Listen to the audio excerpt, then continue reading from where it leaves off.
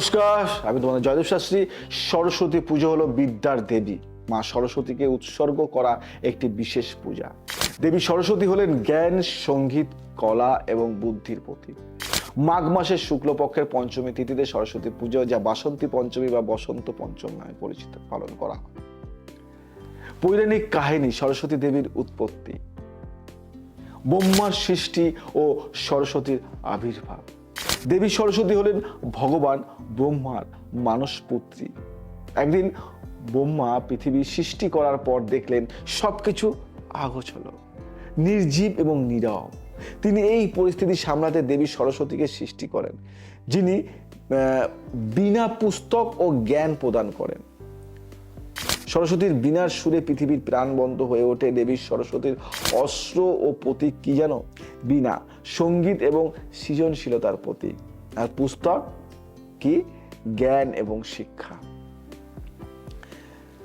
এবার যে বিষয় বলবো, যে অক্ষত মালা, আধ্যাত্মিক শক্তির প্রতীক অক্ষত মালা। আর হংসটা হলো জ্ঞানের প্রতি নিষ্ঠার প্রতীক। এগুলি আমাদের জানতে হবে। আর কমল ফুল নির্মলতা ও বিশুদ্ধতার প্রতীক। কমল ফুল আমরা দেখতে পাই না সরস্বতী মায়ের কাছে এসব জিনিসগুলি? একদম। সরস্বতী পূজার গুণাগুণ কি আছে? জ্ঞান এবং বিদ্যা লাভ। শিক্ষার্থীরা দেবী সরস্বতীর পূজা করলে তাদের বিদ্যা এবং মেধা বৃদ্ধি পায়। সঙ্গীত ও শিল্পে সাফল্য। শিল্পী এবং সঙ্গীতজ্ঞার এই পূজা করলে সৃষ্টিশীল শক্তি বৃদ্ধি পায়। মনের শান্তি। পূজা করার মাধ্যমে মানসিক স্থিতি এবং আত্মবিশ্বাস বৃদ্ধি পায়। আধ্যাত্মিক উন্নতি। সরস্বতী পূজা আধ্যাত্মিক শক্তি এবং অন্তর্দৃষ্টি বৃদ্ধি করে। পরীক্ষার সাফল্য। পরীক্ষার্থীদের জন্য সরস্বতী পূজা অত্যন্ত শুভ। অত্যন্তই শুভ, একদম। এবার তোমাকে বলি সরস্বতী পূজার দোষ গুণ। আগে গুণটা বলি। সঠিক নিয়মে পূজা করলে জ্ঞান, বুদ্ধি এবং মানসিক স্থিতি পাওয়া যায়। সৃজনশীল ক্ষমতা এবং কর্মক্ষমতা বৃদ্ধি পায়। পূজা পারিবারিক শান্তি এবং সম্মান বৃদ্ধি করে। দোষ মানে কি? যদি নিয়ম ভঙ্গ হয়, দোষ এটাই। নিয়ম ভঙ্গ করলে দেবীর ক্রোধে পড়তে হতে পারে। ভুল ভ্রান্তি বা পূজার অসম্পূর্ণতা জীবনের উন্নতির পথে বাধা সৃষ্টি করতে পারে। পূজার সময় মিথ্যা, ক্রোধ বা খারাপ আচরণ করলে ফল বিপরীত হয়।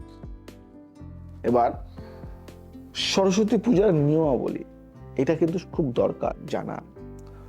পূজার কি কি উপকরণ লাগে? সাদা ফুল, বিশেষত অপরাজিতা ফুল, ধূপ, দীপ এবং চন্দন, দুধ, মধু, দই এবং কলা। সরস্বতী দেবীর প্রতিমা বা চিত্র মানে ফটো। পঞ্চমী তিথির সূর্যোদয়ের আগে স্নান করুন এবং সাদা বা হালকা রঙের পোশাক পরিধান করুন। পূজার প্রক্রিয়া। দেবী সরস্বতীর চিত্র বা প্রতিমা প্রতিষ্ঠা করুন। ভক্তি ও নিষ্ঠার সঙ্গে মন্ত্র জপ করুন। মন্ত্র বলবো। সবসময় সরস্বতীর মন্ত্র পাঠ করবে। বীণা এবং বইয়ের সামনে পুষ্প অর্পণ করুন। দেবীকে মিষ্টি এবং ফল নিবেদন করুন। পূজা শেষে প্রসাদ বিতরণ করুন। পঞ্চমী তিথিতে বিশেষ নিয়ম। সাদা পোশাক পরিধান করুন। খাতা, কলম এবং বই দেবীর চরণে নিবেদন করুন। নিরামিষ আহার করুন। খুব দরকার নিরামিষ আহারটা। সরস্বতী পূজা কারা করতে পারেন? শিক্ষার্থী ও জ্ঞান পিপাসু। শিক্ষার্থীরা পরীক্ষার সাফল্যের জন্য এই পূজা করে। পরীক্ষা সাফল্যের জন্য। শিল্পী এবং সঙ্গীতজ্ঞ সৃজনশীল ক্ষমতা বৃদ্ধির জন্য এই পুজো করে থাকেন। গৃহস্থ মানুষ পরিবারের মঙ্গল এবং শান্তি বজায় রাখতে এই পুজো করেন। উদ্যোক্তা ও গবেষক নতুন জ্ঞান ও সৃজনশীল উদ্যোগের জন্য এই পুজো করে থাকেন। আমি কিন্তু সব তোমাদেরকে আস্তে আস্তে আস্তে আস্তে করে ভেঙে ভেঙে ভেঙে ভেঙে বলে দিচ্ছি।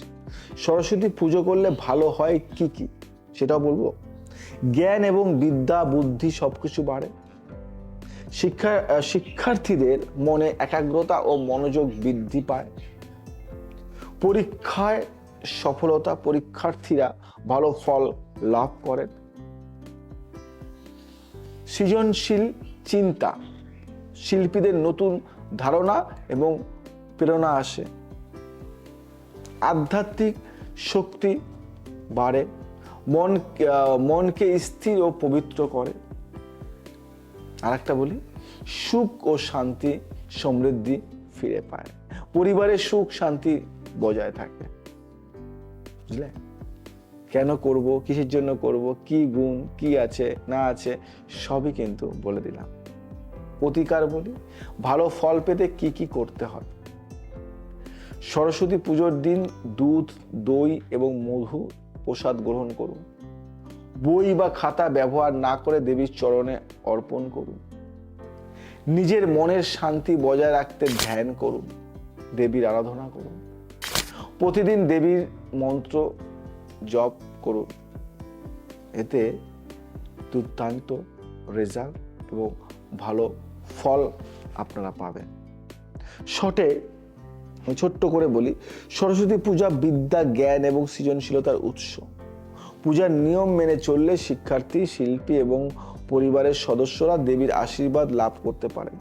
দোষ ত্রুটি এড়িয়ে নিষ্ঠাভাবে পুজো করলে জীবনের সমস্ত বাধা দূর হয় এবং জীবনের সুখ শান্তি বজায় থাকে। সরস্বতীর মন্ত্র জপ ও পুজোর মাধ্যমে আধ্যাত্মিক উন্নতি এবং পার্থিব সাফল্য নিশ্চিত করা সম্ভব। সরস্বতী পূজার মন্ত্র পাঠ অত্যন্ত গুরুত্বপূর্ণ। মন্ত্রের মাধ্যমে দেবী সরস্বতীর আশীর্বাদ লাভ করা যায়। মন্ত্রগুলি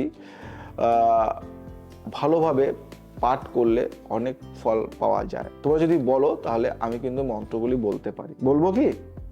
সরস্বতী পূজার মূল মন্ত্র হলো ওং সরস্বত্যে নমঃ। অর্থ মানে কি? এর অর্থ দেবী সরস্বতীকে প্রণাম জানাই। সরস্বতীর ধ্যান মন্ত্র বলবো। সরস্বতীর ধ্যান মন্ত্র, যা কুন্দে দু তুষার হার ধবলা, যা শুভ্র বস্ত্রী ভীতা, যা বীণা বরন্দ মন্দিক তারা, যা শ্বেত পদ্মাসনা, যা ব্রহ্মচ্যুত শঙ্কর পবিত্র দৈব সদা বন্দিত্ব, সা মা পাতু সরস্বতী ভগবতী নিঃশেষ জড্ড পাহি। অর্থ মানে কি? দেবী সরস্বতী শুভ্র চন্দনের মতো ধবল শুভ্র বস্ত্র পরিহত এবং শ্বেত পদ্মে আসেন। তিনি বীণা ধারণ করেন এবং জ্ঞান দান করেন। ব্রহ্মা বিষ্ণু মহেশ্বর সব সমস্ত দেবতারা যাকে বন্দনা করেন, সেই দেবী সরস্বতী আমাদের অজ্ঞতা দূর করুন। সরস্বতীর স্তোত্র মন্ত্র, সরস্বতী মহাভাগে বিদ্যে কমলোচনে বিদ্যারূপে বিশালাক্ষী বিদ্যাং দেহি নমস্তুতে। অর্থ কি জানো? হে দেবী সরস্বতী, তুমি জ্ঞান ও বিদ্যার দেবী। তোমার করুণা দৃষ্টি আমাদের উপর বর্ষিত হোক। তোমাকে প্রণাম জানাই, আমাদের জ্ঞান ও বিদ্যার দ্বারা পূর্ণ করো। সরস্বতীর বন্দনা মন্ত্র, ওং হ্রিং সরস্বত্যে স্বাহা। মানে এর অর্থটা কি? দেবী সরস্বতীকে আহ্বান করে, যিনি জ্ঞান, সঙ্গীত এবং বুদ্ধির উৎস। বুঝলে? এবার সরস্বতীর আরতি মন্ত্র জানো এটা কি? এটা হলো ভদ্রং কর্ণে ভি সুনায়ম দেবাং ভদ্রং পশ্যম্য খ বীর্য যাত্রা স্থতি শিরাই স্ত্রীং স্বস্তি ন সরস্বতী দদাতু। অর্থ, হে দেবী সরস্বতী, আমাদের সব কাজে মঙ্গল দাও, আমাদের জ্ঞান ও শক্তি দিয়ে পূর্ণ করো। সরস্বতীর বীজ মন্ত্র, ওং এইম হ্রিং শ্রীং সরস্বত্যে নমঃ। অর্থ, দেবী সরস্বতীর জ্ঞান এবং বুদ্ধির জন্য আহ্বান জানায় বা আহ্বান জানায়। ফুল নিবেদনের সময় যে মন্ত্রটা করো, যখন ফুল নিবেদন করো, ওম এইম সরস্বতী নমঃ, এর অর্থ হলো হে দেবী সরস্বতী, আপনাকে ফুল অর্পণ করছি, আমার বিদ্যা এবং বুদ্ধি বৃদ্ধির আশীর্বাদ দিন। সরস্বতী পূজার পঞ্চপত্র মন্ত্র কি জানো? ওম সরস্বতী মহাভাগে বিদ্যে কমলাচনে বিশ্বরূপে বিশালক্ষী বিদ্যাং দেহি নমস্তুতে। এই মন্ত্রগুলি পাঠ করলে অনেক অনেক অনেক ফল পাওয়া যায়। সরস্বতী পুজোর সময় সাদা বা হালকা রঙের পোশাক পরে এই নিয়ম পালন করতে হয়। পূজার স্থানে নিরামিষ আহার রাখুন।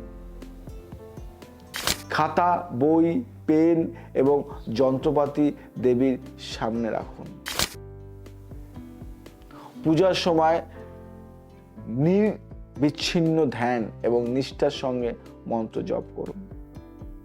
এই নিয়মগুলি পালন করলে তুমি অসামান্য ফল পাবে, অসামান্য ফল পাবে।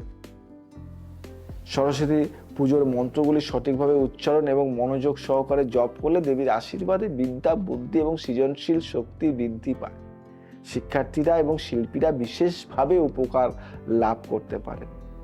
সরস্বতীর প্রতি ভক্তি এবং নিষ্ঠার সঙ্গে এই মন্ত্রগুলি নিয়মিত পাঠ করলে জীবনে জ্ঞান ও সাফল্য আসবে।